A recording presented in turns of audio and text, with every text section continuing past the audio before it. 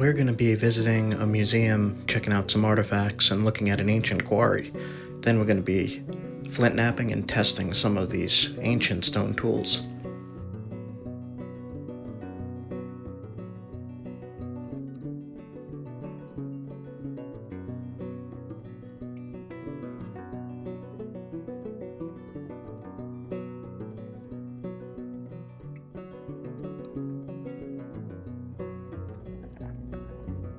There we go.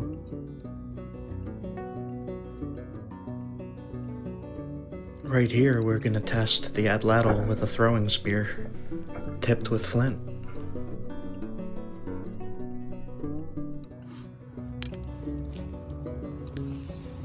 So that works. Just doing a little bit of a theory test on these points.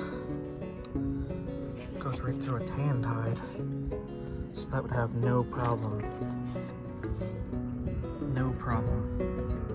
going through a squirrel. Blow dart. Cool.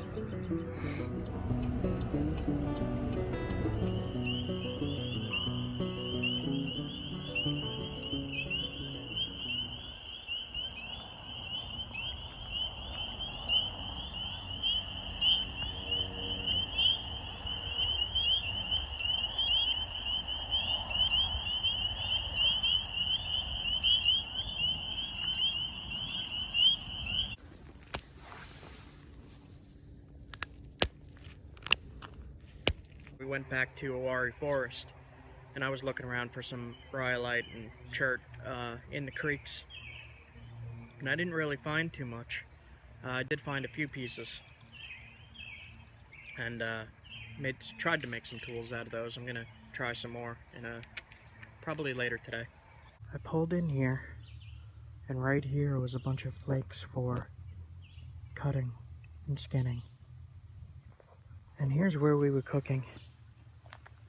And all around there was skinning tools. And over here where Leah was sitting, I started to notice some hide scraping tools.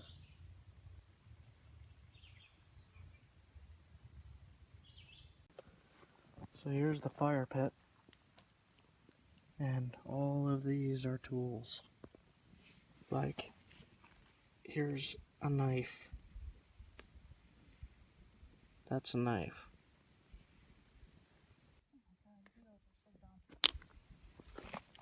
There's little, scrapers everywhere.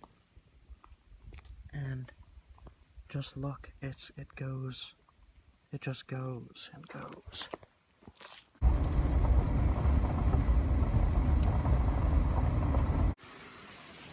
So I found this nice little campsite. I'm gonna do a short little video here. Got the hammocks. But we're on a high ledge above a mountain river here. And I brought my fly pole, fly fishing.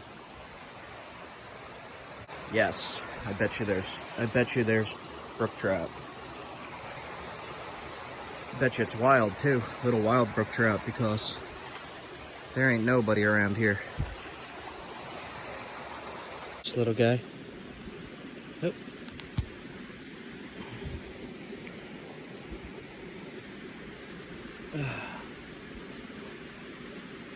There he is. Beautiful. One last look. Alright, gonna throw him back. I'm here at Morrow Mountain State Park.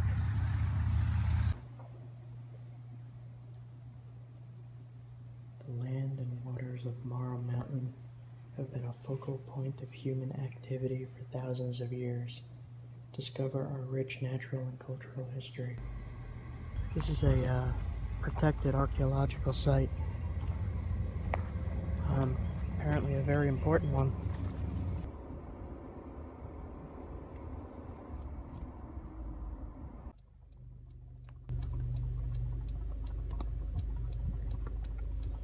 I'm at Morrow Mountain State Park, and there's a little museum here. It's about 94 degrees. It's really hot today. And the lizards are seeking shade. One right there.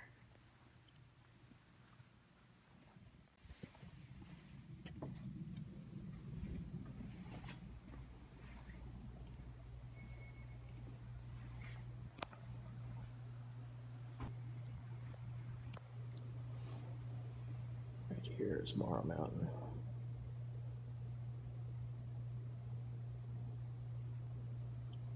And I've been camping somewhere in there.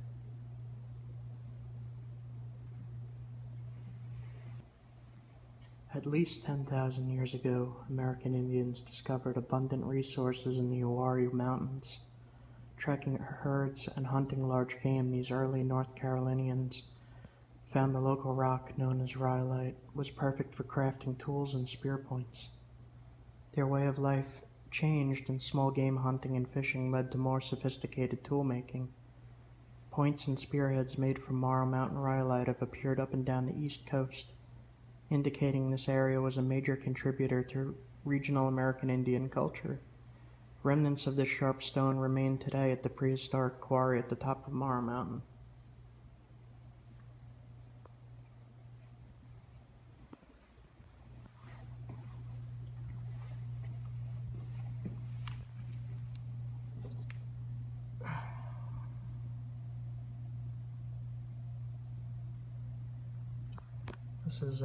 This is rhyolite here.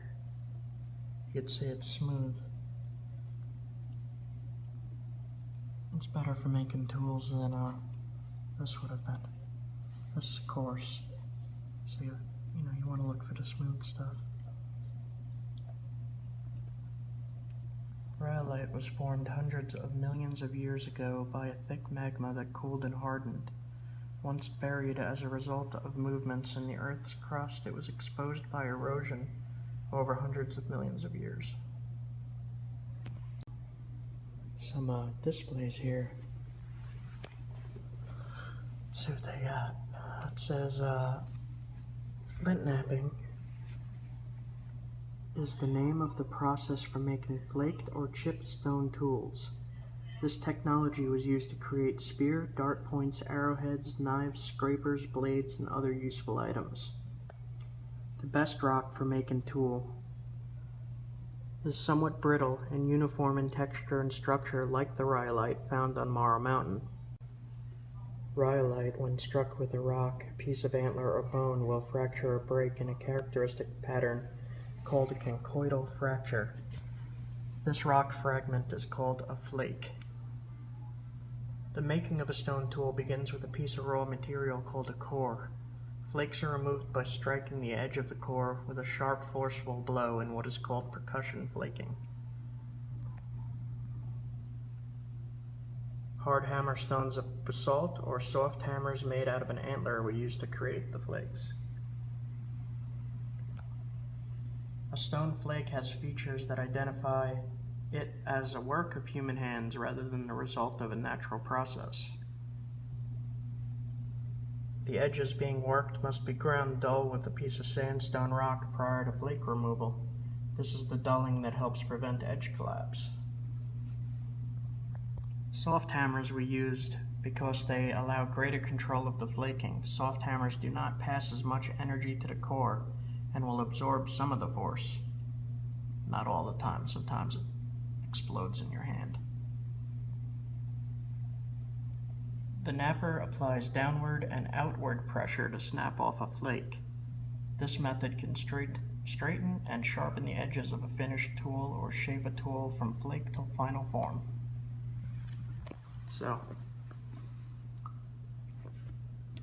spall, edged piece, preform, final arrowhead or spear point. I got more, this is Paleo-Indian era.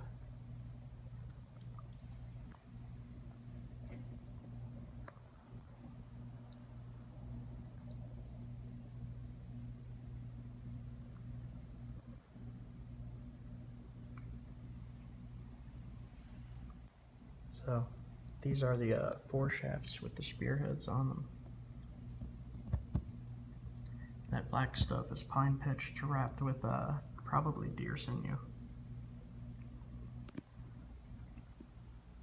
End scrapers and side scrapers were mostly used to scrape flesh from hides. Side scrapers were used for a variety of purposes, including skinning, scraping, and cutting of meat and skin.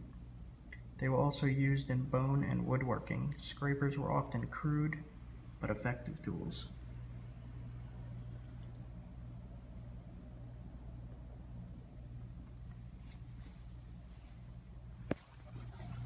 The term paleo means old or ancient. It is used to refer to the first people that came to this area at least 12,000 years ago. Paleo Indians lived in an environment that was much different than that of today. The weather was cooler and large animals such as mastodons, mammoths, ground sloths, giant bison roamed the forest and grasslands. Smaller mammals such as buffalo, bear, moose, elk also lived in the area but are now extinct here. Not too far away at Cherokee Forest, they reintroduced elk. Paleo Indians used heavy spears to hunt large prey such as mastodon and giant bison. Smaller animals were also hunted. Paleo Indians gathered nuts, berries, and other plants for food. They moved often to take advantage of seasonal sources of food, much like their descendants during the archaic period that followed. Relatively little is known about these first people of North Carolina, as artifacts from this period are scarce. Their nomadic way of life and small populations made it difficult to find sites they once occupied and to find artifacts associated with them.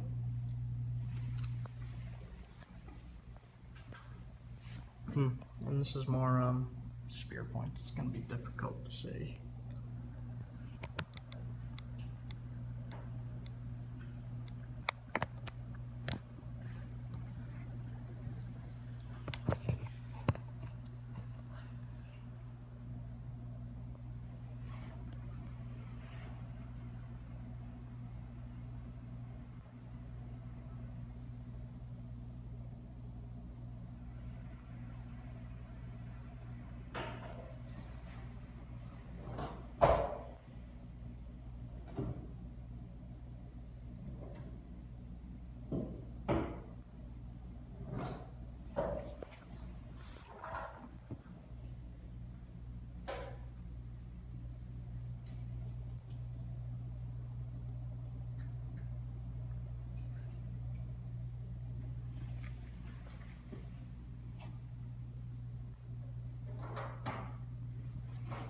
That's a really well polished celt. It's pretty much an axe.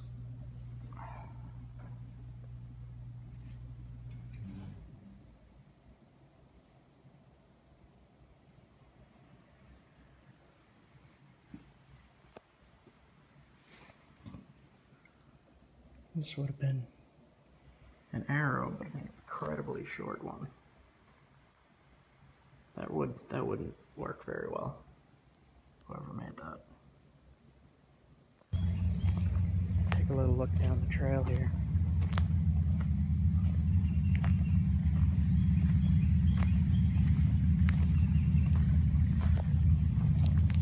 It's a good place to come and look and learn and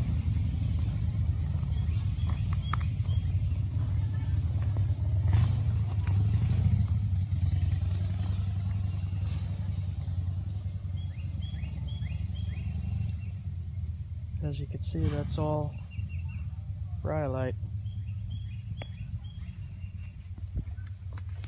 But you're not allowed to pick up or take anything from any state parks. But it's really cool to look at.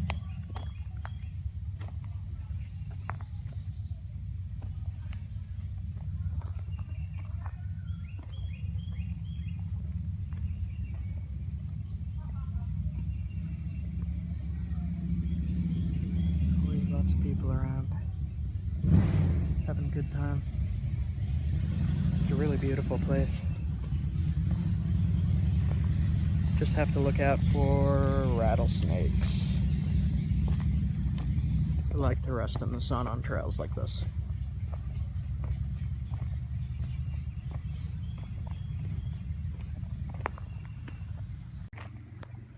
This is an archaeological site and it is protected.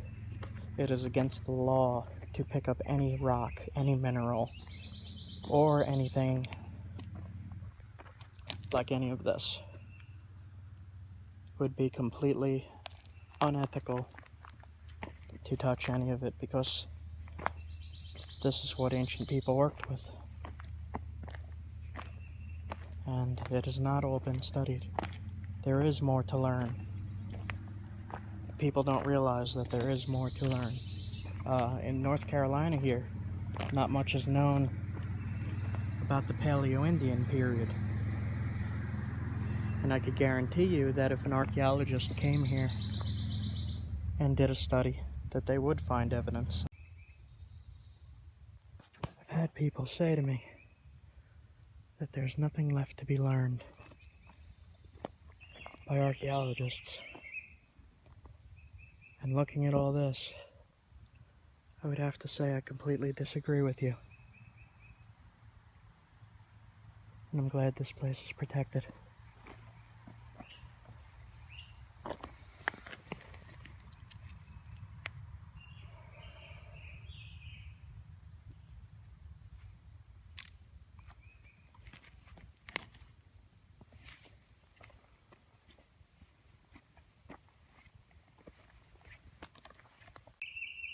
People for thousands of years sitting here quarrying this stuff.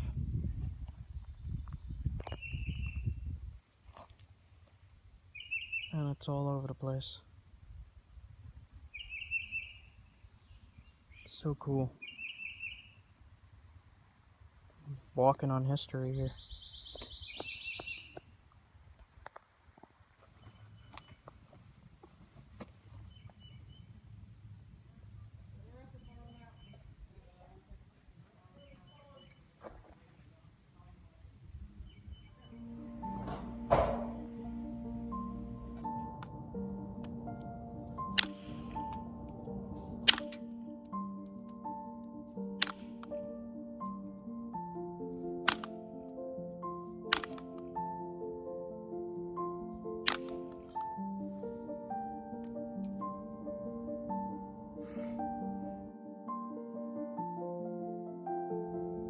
I think I hear a raccoon. It's about midnight.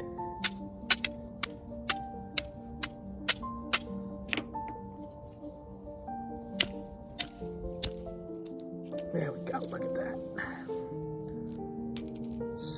Super nice flake. Yeah, got a nice biface now.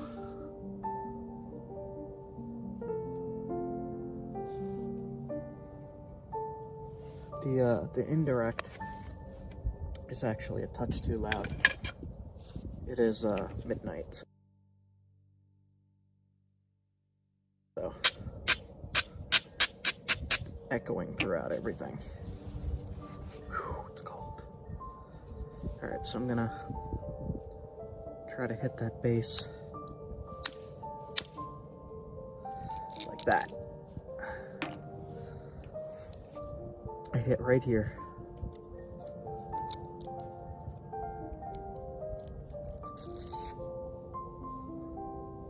Nice big flake.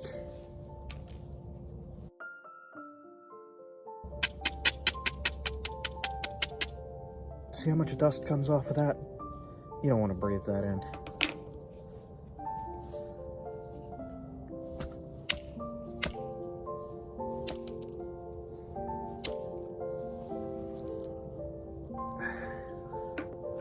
In the light a little better. There we go.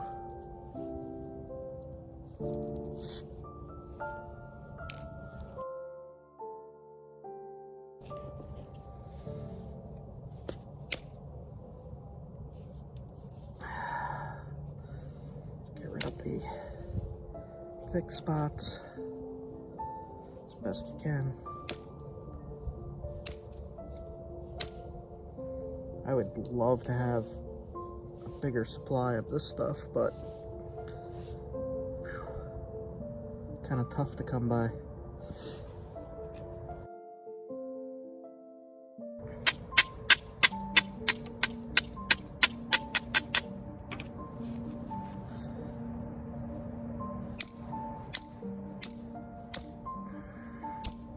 There we go. All right.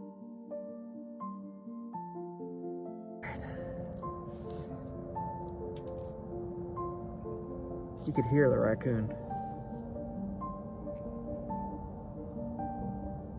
He's coming. He's coming for me. Alright. A nice, pretty nice biface here.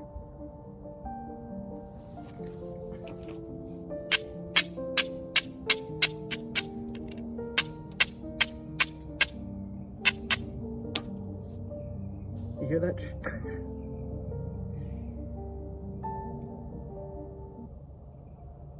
The raccoons. Raccoons are fighting. Spot here.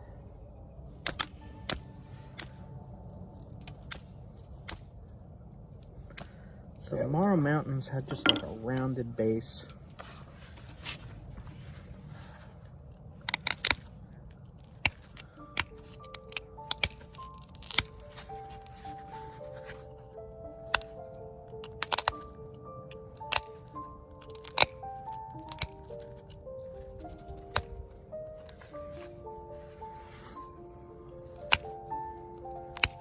And I'm actually gonna link in a video of where I saw Morrow Mountain artifacts, points.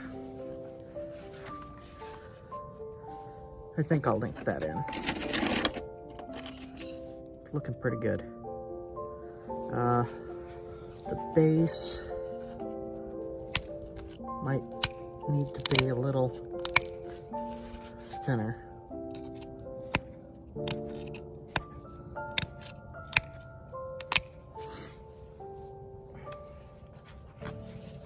It's raccoon night here. All right.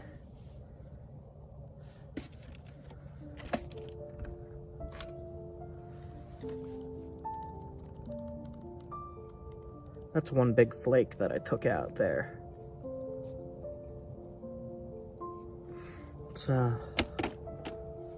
Let's try to put some flakes over top of that.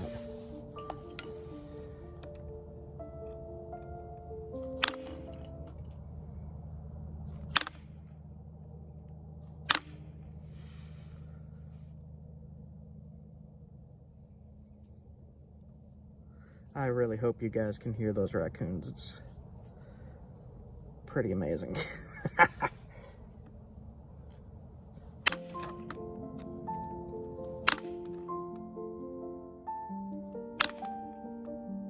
Man, this stuff's really doing a number on my issue stick. All right.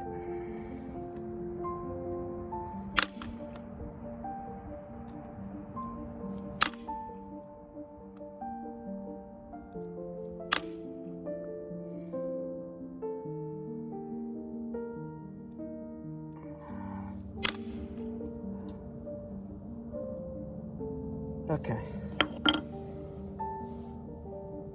Looks about right to me.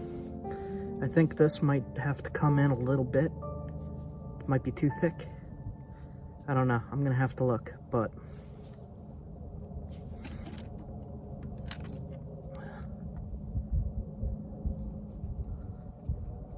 there you go, guys. I'll link in those artifacts if I can find them.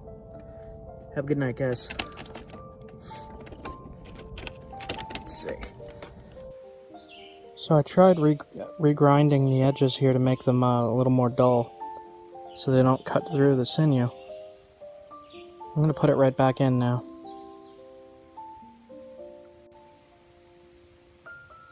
Alright, so I'm going to test the strength of this stone. It's rhyolite from North Carolina. And it's not dried completely yet, but I'm just testing the strength. So I'm going to hit right into that tree. Just want to see if the stone itself holds together.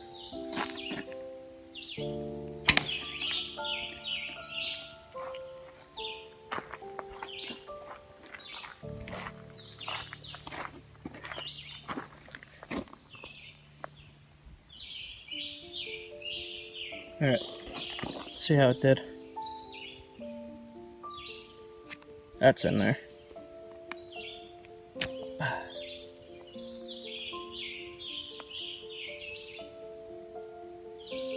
So this is the kind of stuff I like to work. If this was obsidian, this would be in 1,000 pieces. There's not even damage.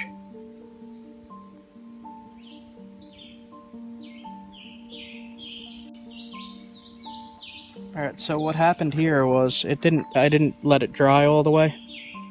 So it just kind of slipped out. But if I'd let this dry all the way, it would have stayed in. It didn't damage the arrow at all. And I fired this twice now into a tree. But it's still perfect.